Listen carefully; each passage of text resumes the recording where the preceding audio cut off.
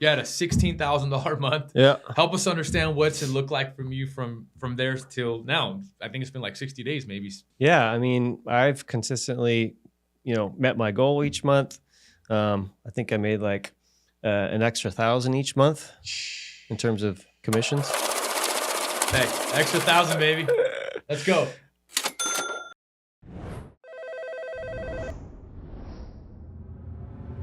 Guys, welcome back to another episode of the Closers Network podcast, the only podcast you should be paying attention and listening to if you're looking to add more money to your bank account as a remote high-ticket closer. I don't care if you're new. I don't care if you're seasoned. This is the one for you. Guys, today I got a returning guest, and not just a regular returning guest, but a powerhouse in the high-ticket sales space, breaking records and shattering ceilings since his last appearance. And when he was here before, his best month was $16,000 in sales. He's been able to consistently go above that, pulling in $17,000 and $18,000 month after month. And he just hit a massive milestone, $500,000 in cash collected. Talk about leveling up. But hey, it's not just all about numbers, right? Our guest today has had a relentless journey of growth, including 108 consecutive workdays driven by a new focus on clarity, conviction, and this, consistency. Since the last time, he's also taken on an advisory role and has elevated his game to the next level, becoming a master of the advisory approach on his sales calls, which I can't wait to get into.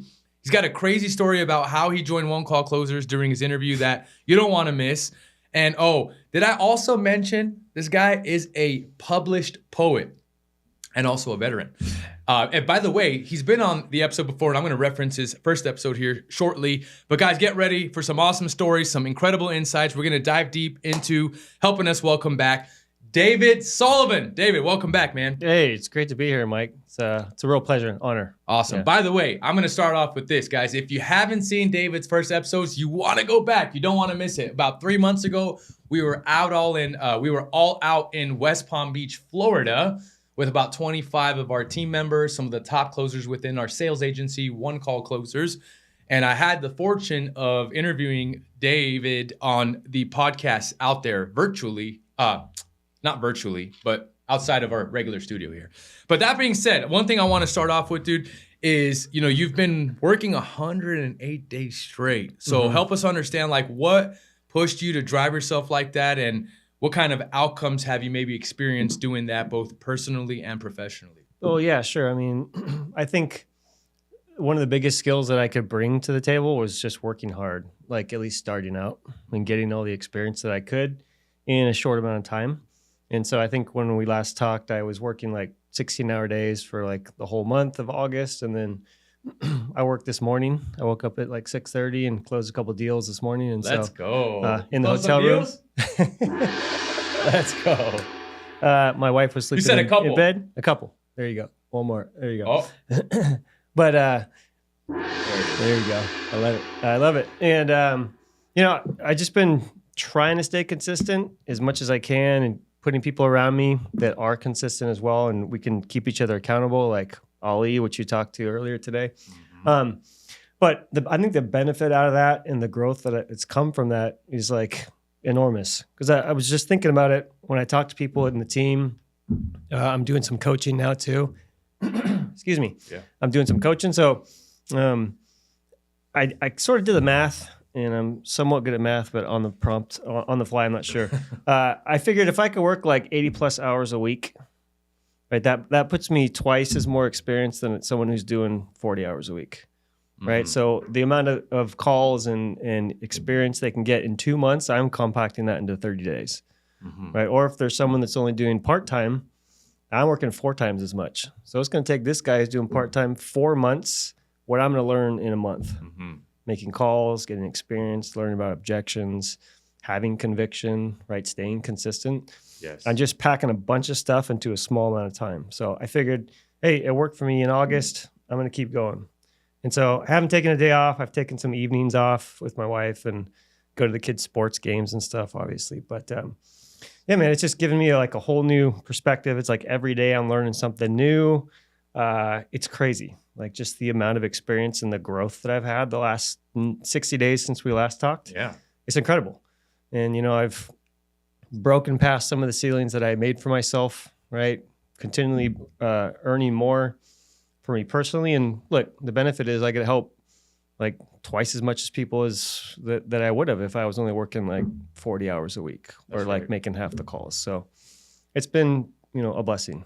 And being able to do that here at One Call Closers, sort of making my schedule, and no one's telling me not to work overtime like my last boss, right? So no, it's been awesome, man. It's been great. That's so cool, man. It's so cool to hear, like, just in the short amount of time, how you've been able to continue increasing the amount of money that you're making, but at the same time taking on a coach role, right? And help us break down your approach of 63,779 for our listener. Help us understand. Okay, so there's a theory out there that one of my favorite books, there's 63,779 integrations with it, like correlations from whether it's one part of the book refers to another part. These two parts talk about the same thing, and there's like a huge, massive web of all these things that are intertwined and like all have specific reasons for them. So in terms of my calls, I do my best to continually add, especially, in discovery, I want to understand like the most effective things that I can to help this person out, right? And I've kind of narrowed it down to a few questions that I ask where, look, once I get that information, I'm gonna be able to find the best solution for them, right? And so my discovery has all these things in it, and everything's done for a reason. Every question is asked, literally almost intentional, and very intentional, right? So every word comes down to like intention, right? Not just to save time, but to be as effective as possible, right? So my discovery has all these things in it that I can incorporate into my bridge and into my pitch, where it's very incorporated. Everything I do is trying to like get to the one solution. And you've ever seen that movie like Interstellar with Matthew McConaughey, right? Yep. It's that science fiction. I actually saw it a few months ago. Yeah. So I love that movie. It's a great movie, first of all, but it is. Movies have like a musical theme to them, right? Usually like starts out in the beginning, it's like a little soft tone, and then you hear that same musical theme throughout the rest of the movie, right in the middle and the end. And at the end of the movie, it's where like it all comes together, and like the conductor's going like he's going crazy, right? And it's like getting really intense. It's like the culmination of the whole entire movie has like come to this spot. That's how I kind of think about my pitch. When I get to the pitch, like, man, we've gone through all these struggles the last X amount of years, right? And you got all these issues. I want to get you the right, the proper help to get you where you need. And so, just being intentional and asking those questions kind of culminates where I can bring everything in together to find the right solution for them. Because that's really what it's about, right? And so that's kind of how I mentally picture it when I'm designing my, discussions with the clients that we have. So. That's freaking awesome, man. That's freaking awesome. What you said, so you mentioned like there's certain things you do in discovery that you're really intentional about. Like if you can help break down, I talk a lot about, labeling them with a problem, figuring out like why now, what are maybe the consequences if they don't do it? Well, hey, what do they feel like is going to help them? And what's that vision? Ultimately, the reason that they're on the call, right? To get from A to B, and we're building that gap on the call. But is there anything maybe in addition to that you kind of incorporate in your discovery to make sure you have that level of clarity so that you don't maybe always get to the end and just get the same objections? Yeah, I think that I think your question is like the questions that I'm asking, and I'm sure if I have all the correct information to give them a proper solution. And so, yeah, especially in the amount of time that I've worked here, the last 4 or 5 months or whatever it is, I think that I've gotten so much experience to kind of understand what these people have been going through. Because I think I've taken it's almost close to 2,000 calls. Holy smokes, 2,000 calls. That's no joke. Yeah, something like that. And so I think that I've narrowed it down to just a few questions where I can kind of understand that most of the people that we talk to are all kind of experiencing the same problems or issues over years. I can understand some of their pain, have empathy for it, right? And it's just come down to like, I don't need a whole lot of information. Like I just need very specific stuff. So I'm very, very directed in the questions and the information that I'm getting out of them, not just to get the information, but also to help them understand, like, holy cow, it's been 2 decades. I never thought about it in decades. Yeah. People will tell me, and they'll be like, man, you did a really good job. Like, I've never even thought about this before. And I'm like, yeah, most people haven't. Most people don't even have these conversations with themselves, let alone a stranger, right? Yeah. On this like Google Meet or whatever. Yeah. So it's pretty cool to like have these very intentional conversations that ultimately are end up pretty deep. People telling me about, like, you know, their husband that passed away, or like a kid that passed away. Like, my parents died at 60 and I'm 59. Like 12 months from now, like, who knows what's going to happen to me. So, you know, just helping people, man, has been like a huge blessing. And I come from a background of like, you know, that type of work and that type of purpose in my work. For people that don't know and maybe haven't seen the first episode you've done, can you help us understand what is your background? You've been in the military, if I remember correctly, in the Marine Corps, and you were a sniper, right? Yeah. I spent some time in the Marine Corps, and out of college, I went into the Marines, and then so I've always felt like a duty, right? And I have some family members. My grandpa was in and stuff like that. So I know I've always felt like a purpose, you know, a direction towards that adventure, towards that type of responsibility. For whatever reason, I just feel like, you know, that's always been something that's been important to me. And I've done jobs where I've, let's just say, not 100% serving people. It's more just like a business transaction and stuff. And it never really felt fulfilled doing those types of roles. But I have the experience now to, you know, take care of me and my wife and my family, but like have the ability and the responsibility to take care of people who need some help. That's really what it's all about. What an opportunity, right? If you think about it, there's so many types of business models out there, and like not anyone, but you know, anyone that's credible and has some money and has the ability can go open a McDonald's, let's just say, right? But is that business model like really a win-win-win where like everybody's winning? It's like, well, the owner might be winning, right? I don't know if necessarily the customer is always winning. You know, so it's like, in what you're doing now, it's like, damn, dude, you have the ability to win. Your client has the ability to win. The company has the ability to win. It really creates this tremendous scenario where it's just win, win, win, and it's more fulfilling and just, I think, what's the word I'm looking for? But impactful. You know, impactful. And that's one of the dominoes, right, that we talk about at Closers Network, guys, is money, impact, and freedom, right? And so it comes together. I love what you said about empathy, dude. So, because one of my mentors, his name is Brad Lee, the real Brad Lee, and he talked about how he believes that empathy is actually the #1 skill set that a closer should have. How do you feel about that? I think it's important. I think we talked about this last time, but I was really bad at empathy.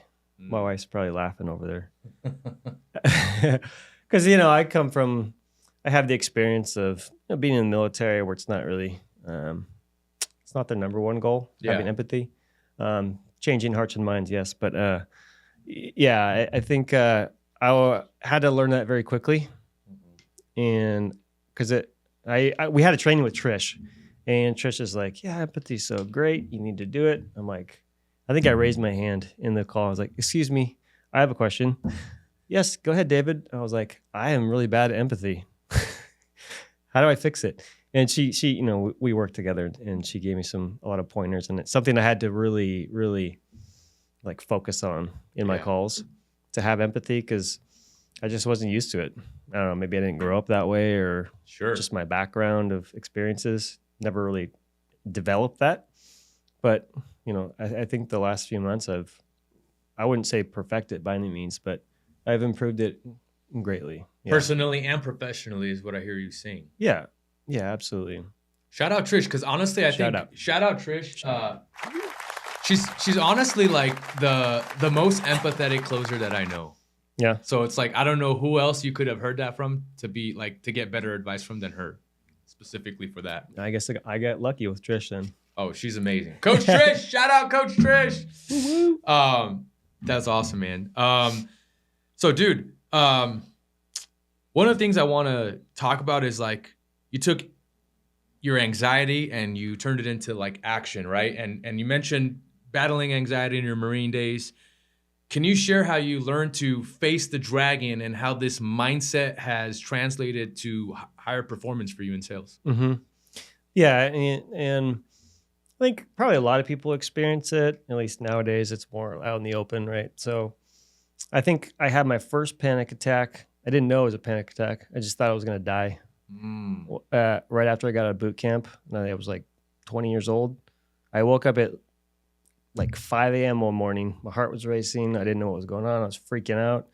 And all I could think to do was run. So I think I ran for like 4 miles. And just like at 5 in the morning, I'd never do that really. And I don't know if it was something I developed. I don't know where it came from, but it came out one day, right? And I've had several, or not a lot, but I've had several throughout the years. And it's something that's kind of, I wouldn't say a hindrance, but it's something I've had to deal with, right? And I have noticed that number one, when I'm not busy, when I have a lot of free time, or I'm being lazy, or I'm choosing not to do things and like sitting on the couch instead of doing something productive with my life, that's always when it sort of, things kind of pile on and I start to feel it, right? Your heart starts to race. And there's a lot of people that talk about it these days, but there was one guy that talked about something and he's like, dude, I don't have time to have anxiety. Like I'm so busy. I got all this responsibility. I don't even have time to be depressed or to even think about anxiety. So I'm like, yeah, you know what? That sounds right. I mean, I wouldn't say it's a gift, but I have a propensity to work hard from everything I've done. I've kind of carried that through most of my life and most of the things I do. I'm like, man, I need to get more busy, number one, and I need to like bring on more responsibility. And, I think you can apply that to basically every area of your life, personally, professionally, right? Spiritually, whatever it is. That's powerful, dude. So, in responsibility, from one of my favorite coaches, whether you love him or hate him, Nick Saban is probably like the best college coach ever, Alabama coach, former one.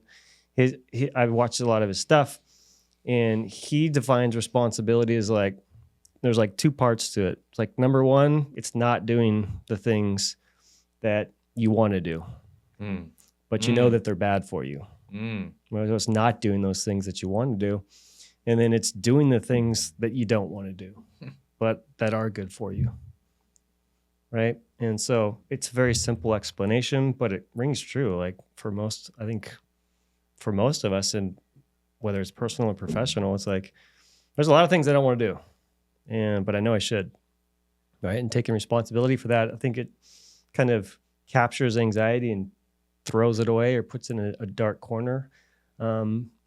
Until you're not responsible. That's when I would start to see it pop up in my life. So I've tried to take on more responsibility, and that's why I'm doing some coaching now and helping out with that, and just doing impromptu coaching sessions or like role playing with the people and through the Slack channel and meeting the team members and helping them out with specific scenarios and doing call reviews and, talking about sharing my, calls with other people to kind of not just create a cool culture here at One Call Closers, but also to help people, right? It helps people, and it helps me stay more accountable to myself, because I'm telling all these people to take responsibility. Like, I really got to step up now. Lead by example. Yeah. Man, I love that, dude. And so the question right now for you guys is, are you feeling anxious? And if you are, you should probably be adding some more stuff to your plate. It's funny you say that, dude, because another one of my mentors, Richard, and I started working for a guy in the fitness space. He's kind of known as the Tony Robbins of the fitness industry, Bedros Keuilian. And he used to always say, because he had a panic attack. Yeah. And he said, action alleviates anxiety. Yeah. And that's basically what I summed up in what you said. Get busier, add more stuff to your plate if you're feeling some anxiety right now. Exactly. That's so powerful, man. That's so much power in what you're saying right now, because people think it's the opposite. Like, they're like, oh, I need to get more off my plate. I need to do less for me to feel like that. It's like, no, that's the opposite of what you want to do. Yeah. Idle hands are the devil's playground, right? We got to hit it. Let's go. That's freaking powerful, man. So, dude, one thing I want to really talk about is in October, you went from doing 5,000 in sales in 1 week to 49,000 in sales, and ended the month with a strong 120,000 in cash collected. Help us understand what specific shift or tactic like made you do that, or how can someone replicate that? Yeah, no, it's I wouldn't say it's easy. But it's pretty simple, as we say here, right? Simple is profound. Simple, yeah. Exactly. Simple doesn't mean it's easy. It's not easy. Yeah. No, it's not easy. But I like I said, I remain consistent. It's been 108 days, 108 days, yeah, that I've been working. And dude, it was funny because the other day I was thinking about taking a day off or doing something. I don't remember what it was.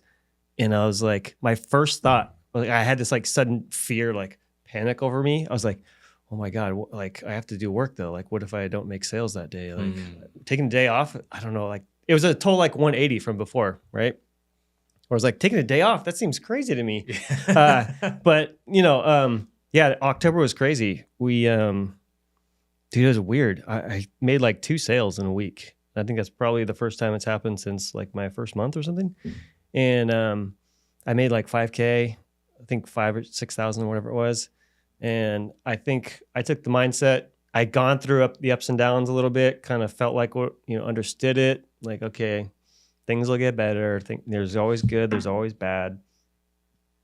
And I was hanging around with Ali a lot. We still keep in touch every day. He's Mr. Consistency, so I'm just trying to push him to be consistent also. But I told myself, look, every bad day, all that means is just one day closer to the good days, right? And so I was like, yeah, it'll get better. I kept telling myself that every day.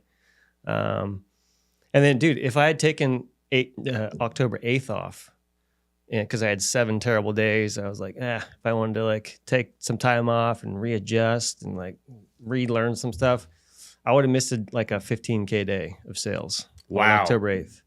Wow. You got 15K. Yeah, it was like 14 and a half or something like that. Sheesh. And so I was like, okay, I just proved it to myself. Like, I got to keep working. Because like, dude, if I took a day of 8 off and I'm down 14 grand for the month, like that's kind of sucks. Yeah. And then that week I sold like 49K. Holy it was nuts. Smokes. And so it was just like further reinforcement that, dude, I just need to stay consistent, because it's never as bad as you think it is, and you're never as good as you think you are too.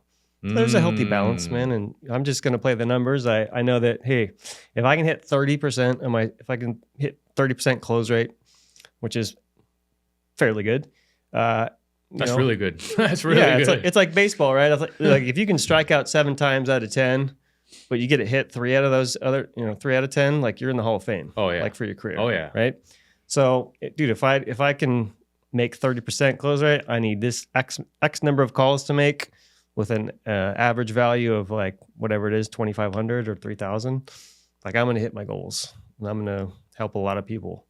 And so once I realized that, I was like, all right, game's over. Like we're just going to keep going. Man, that's so powerful. Let me ask you this: during that time, because this is where I see a lot of people fall into this trap, is when they don't have a few days of closing, they'll start changing everything up. Yeah. Like their entire process, the framework, the questions. Did you do any of that? I think the only thing that changed, to be honest, when I look back, I think I lost a little conviction. Okay. Like it wasn't a positive, it was a negative thing. Sure. I didn't change my structure, my framework, but I've owned a couple small businesses in the past, and I understand like, hey, look, marketing gives us leads, bro. There's going to be some batches of leads that maybe aren't conducive with my style, or like whether they're awesome, whether they're not so awesome. Eventually the good leads are going to come through, and I'm going to do what I keep doing and close some deals. And so I didn't change anything. I probably lost a little conviction, but I kept staying around the people that are consistent. That's right. And kept staying encouraged, staying reinforced, daily talking to people, doing our little impromptu meetings, going to trainings when I can. To stay in the game and stay in the mindset, stay in that reinforcement stage to carry me through the bad days, because they're gonna come. It's just how it works. Happens in life. That's right, man. Proximity is power. What I hear you saying is you surround yourself with other winners, other people that were closing. Yeah. And that ultimately maybe helped lift your conviction, especially as you got some more sales coming back in. And dude, so what I really appreciate about what you said, and this is something my dad shared with me when I got in sales, because he's ran businesses, and he knew there's seasons and there's times where it's high, there's times where it's low. And so he told me when I got into sales, a piece of advice he said was like, hey man, he's like, don't look at sales at what you do necessarily in a day. Don't even compare like what you're doing in sales in a week. Shit, he's like, don't even look at it in a month. Like, look at what you're doing in sales at 365 days at a time. Like, compare it year by year. Yeah. And so it was just powerful. It's like, yeah, you could have a bad few days. You could have a bad week, right? But that's part of the game. Like, it's just going to happen sometimes here and there. How you react to it and what your reaction to that is what's going to dictate how you continue showing up and the results that you continue getting. Yeah, and I was just to get off. Please. To add on to that, like I'm reading this book on the plane on the way over here. It's called Tuesday Morning Trainings, and it's an older book, but there's a bunch of great stuff in it. But there was one guy who talks about this lady that he worked with, and she was like the top salesman. All her customers love her. Retention rate is high, and she does. There's a French phrase for it. I don't know how to say it in French. But it's just like a little bit extra. Like it means like if I give you if I'm selling, you come to my deli or whatever, or my store, and you buy a pound of sugar from me, and I like weigh out the pound, here it is, and then I throw a little bit of extra on top. The whole like philosophy was like do the little things every day just to give a little bit extra. And what this lady does is she makes like one extra call per day. Like she has her call list, she meets her quota, but she adds like one extra call per day. And if you think about it, like that's like it's not that hard. It's like one little tiny thing, but she does it consistently. So if she works every day, she didn't work every day. She works like 250 days or whatever a year. But that's like 250 extra calls that she makes for the whole entire year, like 365, right? Yeah. And if I'm working 365, that's 365 calls a year. If I can close 30 of those at $3K each, but that gives you like an extra like 20 grand a year. That's like a $2K pay raise every month. Just by making one call a day. That's insane. That's freaking insane, dude. That's really powerful. Like you can make small changes that have a huge impact. That's right. In the long run. I think if you just improve 1% better a day in an entire year, you're going to get 37 times better, I think is the math, which is freaking crazy to think about, like the compound on that. Man. So a couple things I want to dive into, man, is you mentioned that consistency is the key to the door of untapped potential. Yeah. Can you share maybe a specific moment where like consistently, like, I mean, you kind of are sharing it, 108 days in a row, bouncing back. Is there maybe anything you would want to add to that? Dude, I think that, and I want to talk about how I joined 1CC too. Yes. But, let's get it. Yeah, I want to get into that. No, before we go there, I think what I meant by that is like, dude, there's so much that we can do as humans, right? In our personal lives, we use whatever percentage of our brain is like less than 10% or something crazy. I was listening to a podcast on the plane. Like our noses have the same olfactory senses as like a dog, but they just use it more efficiently. That's right. Like Andrew Huberman. Yep. And it's like, dude, there's so much potential. And I see, like, I get pumped up, bro. I just get pumped up thinking about it right now. My hair's standing up. Just like the craziness of how much we can actually achieve in life, like for ourselves or for our family or for our community and our world. Like it gets me pumped up, bro. And like the only way you're going to do that is staying consistent. And I think I'm learning that lesson here, especially the last 4 months. It's like, dude, I can't imagine if I had worked like part-time the last 4 months, bro. Like, not that it would have been a waste of time, but like I would have missed out on so much stuff. It's like the opportunity cost, right? Like, am I going to give up my social life for 90 days or 100 days? Yeah, I can not hang out with my bros for like a few times a month or whatever and make some calls instead. Or, now I'm taking a little bit more time off going to my kids' games and stuff like that. Luckily, football season's over, but lacrosse season started. So, there's just the opportunity cost, dude. It's just not worth it for me to not work. Right? Opportunity cost. Like I would rather like use that time to like, create generational wealth for now, like and sacrifice, if that's what you want to call it, sacrifice some extra time with the family right now.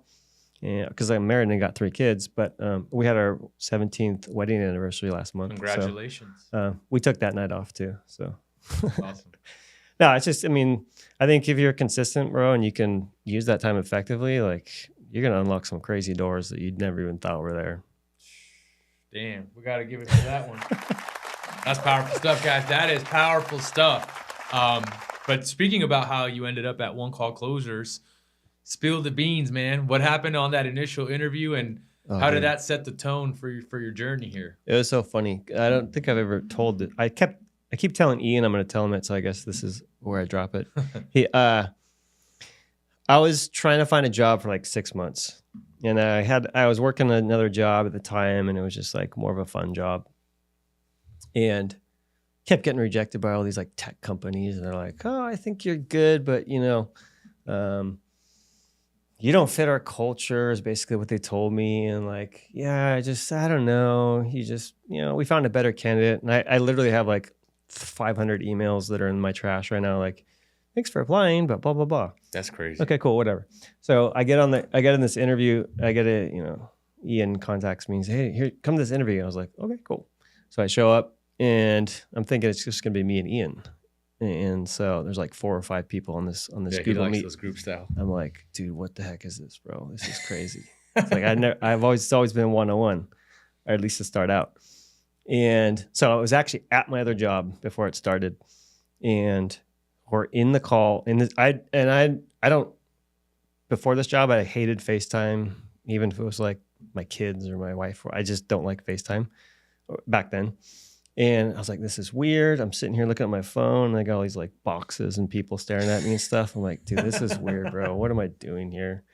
And I literally like had my finger like an inch away from the red cancel button to leave the interview. No. Yeah. And I thought about it for a minute, and then I stopped myself. I was like, dude, this is a challenge. You have to do it. Just don't be a wuss and just stick with it.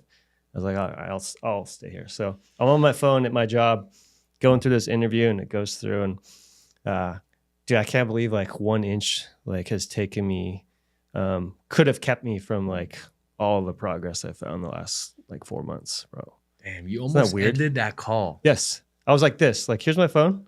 I'll do it right here. I was like this. I was like, screw it. I'll stay. Damn. And if I cancel, bro, like I would never come back. Yeah. Yeah.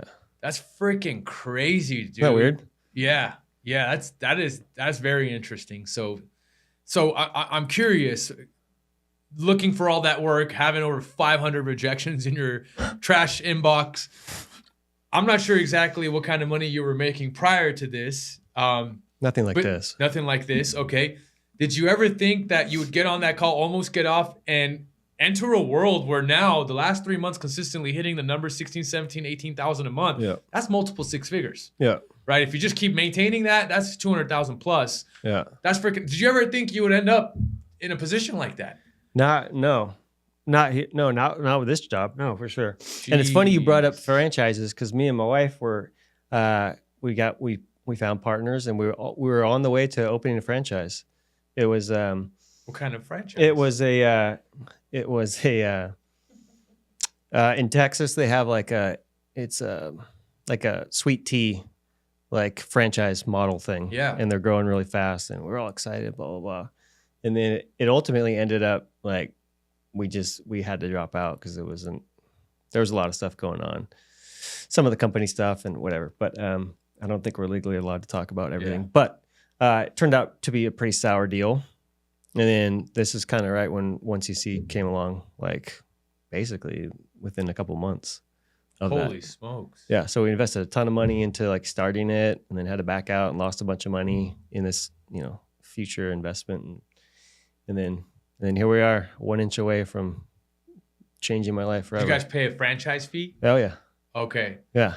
And so you already had, sounds like, the disclosure document. We were the 14-day waiting period. We were out every day looking for properties. Looking for the location itself. Yeah. Wow. Yeah. And then the company, we don't have to get into it, but it sounded like it was going through some It ended up falling through, so. Dang. Yeah. Dang. Do you believe that like things are meant to be or happen for a reason? Oh, absolutely. Okay. Yeah. And, like we talked about faith last time, and like I believe that, there's a plan. And faith, we talked about anxiety. It's like, dude, you have to face those things. You can't run and hide. you can't be scared. You got to face like your fears. And part of that is like showing up every day, making the calls you don't want to make, but knowing you have to help those people, and, you know, doing the things you don't want to do.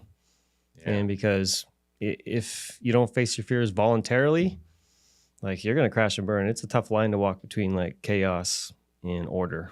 And it's a tough line to walk. Speaking of fear, I would love to get into dragon versus treasure, right? Finding courage in sales. So you said that dragons protect treasure.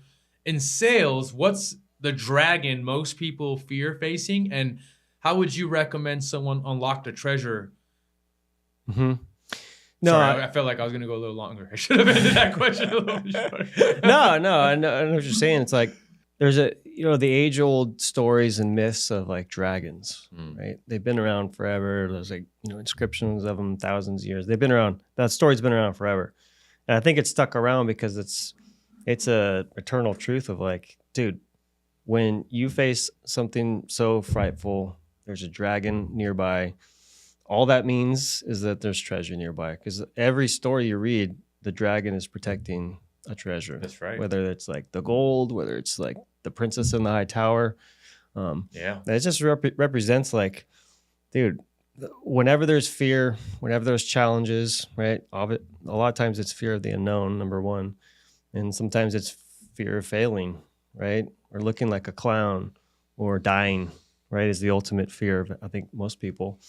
And, you know, I've kind of developed the mindset of going through all my experiences in the past too, but kind of understanding like, dude, when there's like something fearful into it, or when something fearful arises, like, I can sort of get excited now. Yeah. Like, I'm like, okay, there's a treasure nearby. Let's go find it. That's right. Right. And so I take the challenging approach of like, okay, this is something I do not want to do because it sounds like it sucks. You know, I'm kind of fearful of failing, what my parents are going to think of me, my sisters, my wife's going to think about me, my friends. Those are just things that are trying to hold you back, right, from finding ultimately that treasure. And so probably a good indicator that I should do it. Exactly. Yes. Yeah. So, as opposed to the opposite. Exactly. Yeah. And sometimes you're going to fall on your face and fail, and you're going to get hurt. You're going to get burned. But at least you did what you could, like, within your control of, hey, facing the fear and finding out what the adventure, or like what the treasure is going to be. And maybe it is gold. Maybe it is gold. That's pretty powerful, dude. Maybe it's a lesson you get to learn from falling on your face. Mm-hmm. So, some of the best lessons I think I've ever learned was from having to just fall on my face, you know, because it's like, now you kind of know what not to do. Yeah. And it's some people I think I've seen in my career, like, there are people who can learn from other people's mistakes, and that's probably the smarter thing to do. Yeah. But I think a lot of people, like, until they touch that fire and feel the heat and feel the burn themselves, it's like it really doesn't correlate and resonate with them. Mm-hmm. I feel like a part of that's true for me. There is stuff where I'm like, okay, like, this person said not to do this, and I trust their judgment. I see they are where I want to be, and if they're saying it's for a good reason. But then there's certain lessons I have to go through where I'm like, kind of have to experience this myself and learn the hard way. Mm-hmm. But I think that's value. That's valuable for you, right? Like, it creates your character, like your self-image, your self-identity, like you're building on it and you're becoming more confident. You're like, oh man, like, I could do this stuff. And it's just helping take things to the next level. And like, I'm always about just getting to the next level, you know?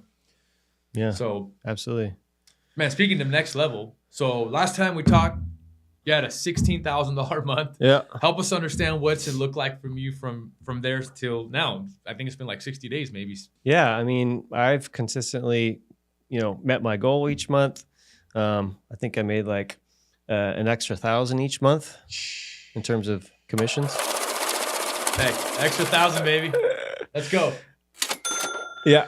And so, I don't know. They say it's like the slower quarter out of the year. Yeah. But I remain consistent on hitting my goals and making the top 4 the last 3 or 4 months or whatever it is. So I'm just going to continue, man, and see, they say January gets a little crazy with the New Year's resolutions, right? So I think my goal, I'll say it, like, I think I want to hit like 200K in January. That's my goal. Nice. We had a cruise planned in January and we canceled it. Okay. So I could work. Honestly, that was part of it.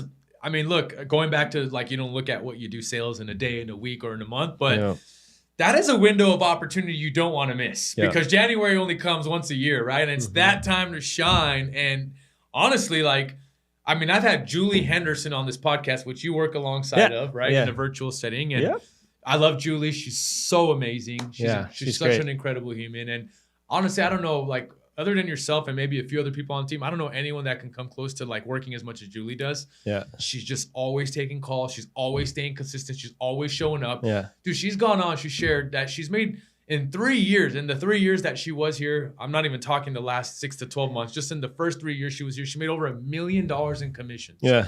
And she had a month where she came on this very podcast. She flew in from Canada, was sitting right exactly where you are. And during that January month, she made $72,000. It's like, dude, like, that is huge. It's like, that's crazy. Incredible. Like, people have to, like, some people work, like, 2 people have to work to make $72,000 a year, you know? And so it's like the fact, like, you could do something like that in a month. It's crazy to me to think about, you know? So it's just opportunity, you know? And it's just like, yeah, maybe it sucks like you're not going on the cruise maybe in January, but it's like, dude, there's always February, there's March, you know, it's like there's also that. So I'm excited. I think January is going to be big. It is the slower time of the season for us right now in Q4. But things, I think, like starting like mid-December, like even early December, like people start getting in the motion. Okay, I got to start thinking about January. I got to start thinking about New Year, right? So they get into that kind of headspace and things really start picking up mid-December and January, February, I think up until like March is like hot season. You know, it's like you don't want to miss those opportunities for sure. Yeah. Yeah. So I'm excited for it. That's awesome, man. Well, I'm excited for you. I know you're going to absolutely freaking slay and crush and keep advancing, man. Is there anything that maybe we didn't talk about this time around or even last time around that maybe you want to kind of chat about or bring up? Is there? Yeah. No, I'm trying to think too. I'm like, did I cover anything? Or... No, I think that was most of it. What I want to cover. Last time we did the rapid fire.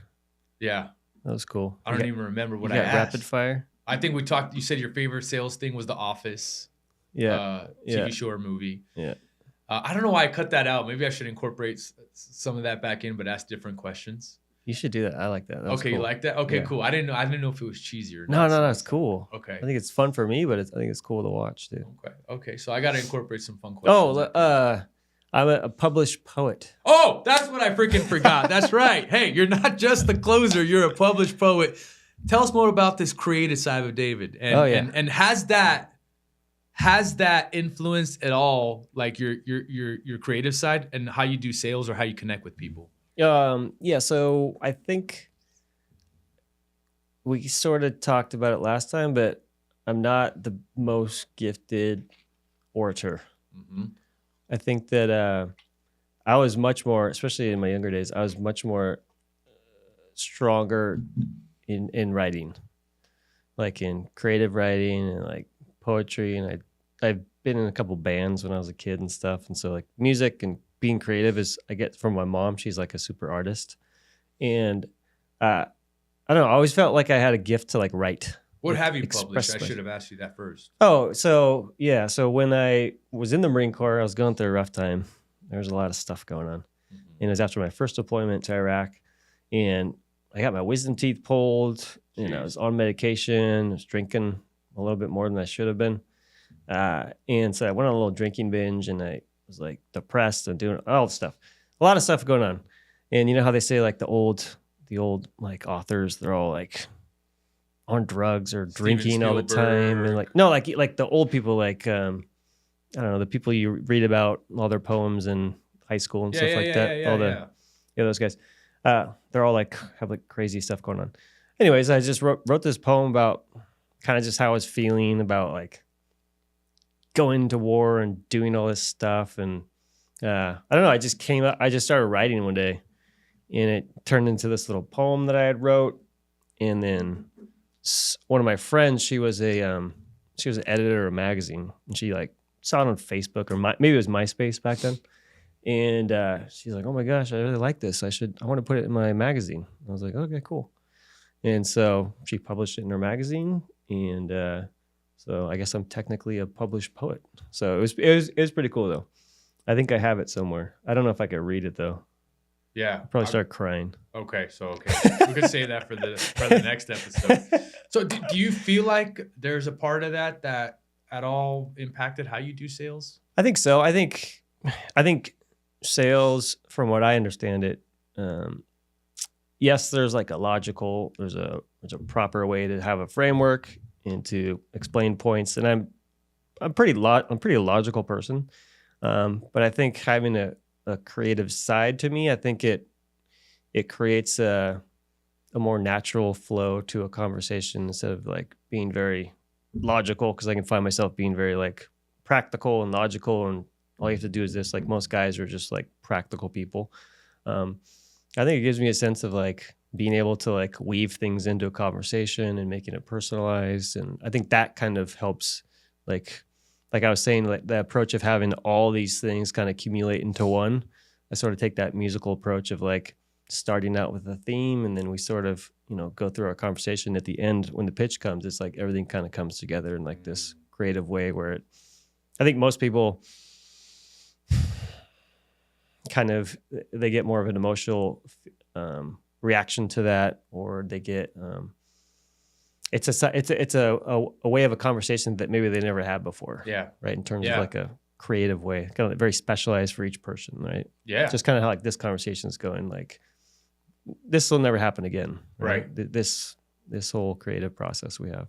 Dude, it's so funny you said that, because Richard and I always talked about like sales is an art and a science. Yeah, that's what I meant. Yeah. The science is the frameworks, yeah. All the stuff you're talking about there, but then the art is the stuff you bring into it and add that kind of little flair to yourself and get the creative side out. Yeah. And some people are really great at this art, like yourself, and they figure it out, right? And they're able to bring it together, having it be the art and the science. And by the way, not just like poets and authors, but I know a lot of directors. Definitely, like Stephen King. I said Steven Spielberg earlier, but Stephen King, I think, was known for more than half of his movies is known to be like hardcore, like just drugged out. Yeah. And some of the craziest movies he's ever made was in that state of mind. And if you, he's been asked he's been asked about this, and he says he can't even remember writing any of it. Yeah, that's the I've crazy heard that. thing. Yeah, exactly. Yeah.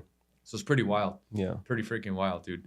But that's awesome, man. Well, yeah, I don't really have anything else to cover here, dude. But I just want to thank you so much for coming out. I'm excited for the Christmas party we got going on later today. It's going to be fun. And yeah, for sure going to be fun, dude. But I really appreciate you. And I'm so glad you freaking came into the studio so we can do this in person. Yeah, absolutely. So that's awesome, man. Yeah. So, hey, nothing but love, respect, dude. And by the way, guys, just so you know, if you want to potentially interview like David has and potentially get into an opportunity with us, click the first link in the description below, and that'll allow you the opportunity to schedule an interview, talk to someone on our team, and see if maybe there's a potential good fit for you there, and talk about next steps. And if that's not quite you right now, there's a second link in the description below. You can join our school community for completely free, guys. We give you 5 days a week coaching in there. Plus, we give you courses that are worth $10,000, $15,000, $20,000. You don't have to pay a single dime for it. David Sullivan, thank you so much for coming out, brother. Appreciate you, man. I can't wait to do it again. Let's freaking rock tonight. Likewise. We'll see you guys on the next episode. Let's go. Peace.